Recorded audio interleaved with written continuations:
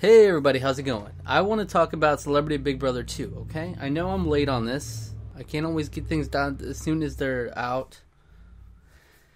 But I wanted to talk about it regardless. I feel like it's worth talking about. Celebrity Big Brother, a big Big Brother fan. I watch every season.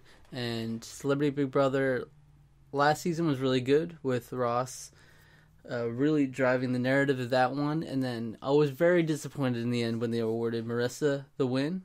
And, it was kind of a concern going into the season. Will they just reward the nicest person there at the end every time?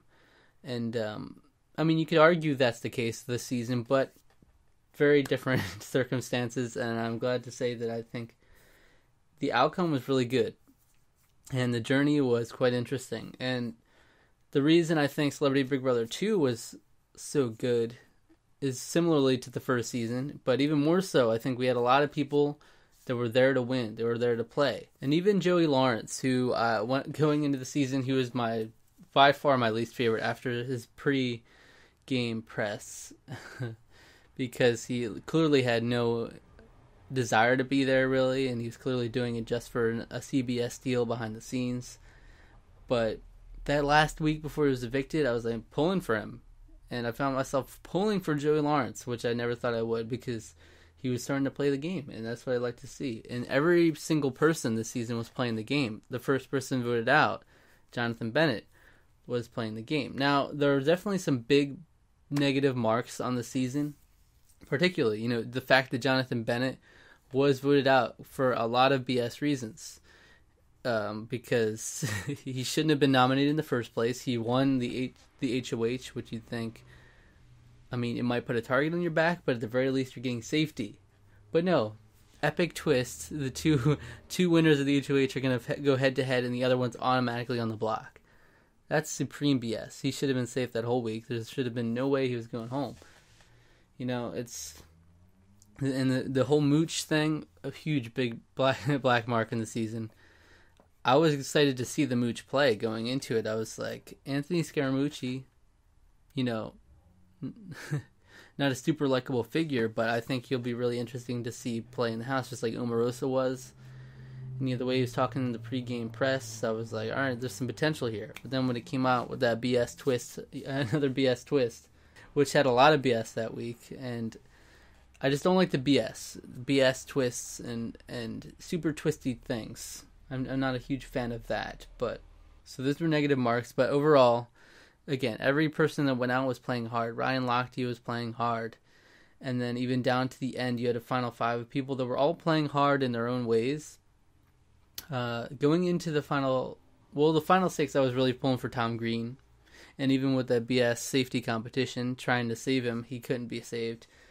He wasn't the best player by any means, but he was really the perfect example of what you want from the show, from Celebrity Big Brother, is someone who goes in there and, acknowledges the game for what it is, the wackiness and silliness of it, but also playing the game hard. And even if he wasn't making the best decisions at times and was a little paranoid, he was a lot of entertainment, and he was really playing hard. And that's why even the unlikable people at the end, like Lolo and Natalie Eva Marie, you can't deny that they were playing hard, which is something, at the very least, you like to see that. And going into the final five, I was kind of pulling for Candy, because I felt like she was the most level-headed player left, and would be not only a good person to win, as opposed to Lolo, but also someone who started playing the game. She was also someone I didn't really like in the beginning, because it didn't seem like she was playing, and that's why I was rooting for Joey Lawrence over her, because Joey seemed to be playing the game more. But she turned it around, and she was really smart with how she played. So I was like, if she makes it to the end, I'd be glad to see her win. But the outcome we had was something very unexpected, and something I think even better than what I had hoped with a Candy win. And that's Tamar Braxton being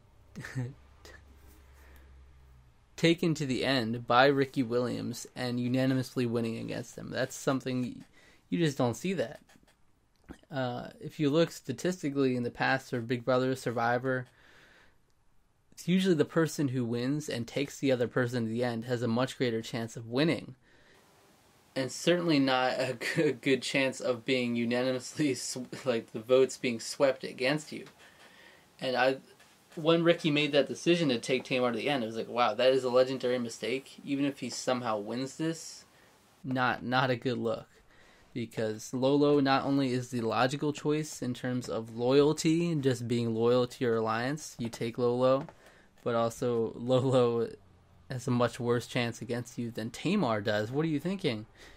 And I know in the exit press he was talking about how I had already won at that point. I just wanted to take Tamar to the end. I don't know. It's like he has this whole holier than thou mentality, where he's like, I'm just a great person. So I didn't even care about who was winning in the end. I didn't even think about the votes. And apparently he didn't even think about the questions, because he had not a single good answer to a question that night. Like, wow, that was the most glorious fall that I've ever seen. Like, Ricky won the last several. He had all the power in the end. And yet he dropped it in such a glorious fashion. Not only not being prepared for the most simplest of jury questions in the end, but bringing the one person who had had the best chance of beating him, Tamar. And Tamar destroyed him, answering all the questions really well, and deservedly getting every vote. So, okay. It was a legendary... It's something for the history books, for sure, as a finale. And it was definitely a high moment of the season. Whereas otherwise, I really thought we were going to get a Lolo or Ricky win. I thought for sure, okay, at this point, Ricky and Lolo are the odds-on favorites to win a competition out of the people that were left. So it was like, all right, they're going to automatically take each other to the end. If they win this final 4 HOH, they'll take out the other two. It's an easy choice.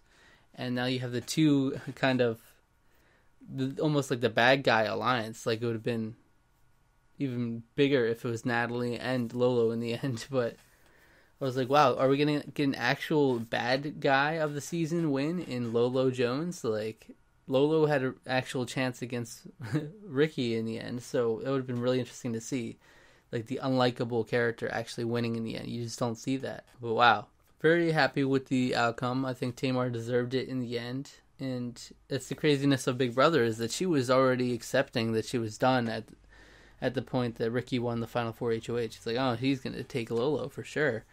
So that's why she was so surprised and blown away when she was taken to the end. And then pretty much gifted a whole victory. Crazy. Tom Green, America's favorite player, couldn't have done it any better. That's a nice little slap in the face to Lolo and Natalie at the end, too. Wow. Great season. Now I'm looking forward to Survivor premiering. It's already premiered at the time that this video is out, but I'm looking forward to it. It's premiering today for me, so... yeah, hopefully we get another Celebrity Big Brother. Hopefully we get more people who are really playing the game hard like this season. And yeah, looking forward to regular Big Brother season as well. That'll be interesting. Alright, thanks for watching. That's it. Love you.